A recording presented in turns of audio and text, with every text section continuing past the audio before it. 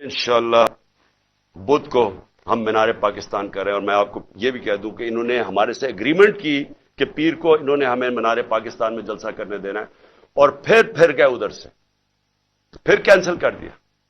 اب ہم بدھ کو کر رہے ہیں مینار پاکستان، اور میں چاہوں گا کہ سارا پاکستان دیکھے، ریفرینڈم ہوگا وہ کہ قوم کھڑی کدھر ہے، ساروں کو پتا چلے گا کہ یہ ملک کدھر، عوام کدھر کھڑی ہے، اور یہ جو چوروں کا ٹولہ اور جرائم پیش ٹولہ ہے اور ان کے جو ہینڈلر ہے وہ کدھر کھڑے ہیں۔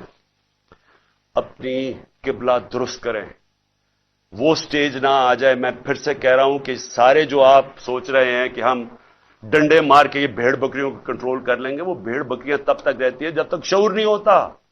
جب انسان میں شعور ہو جاتا ہے اس کو پھر کوئی نہیں روک سکتا۔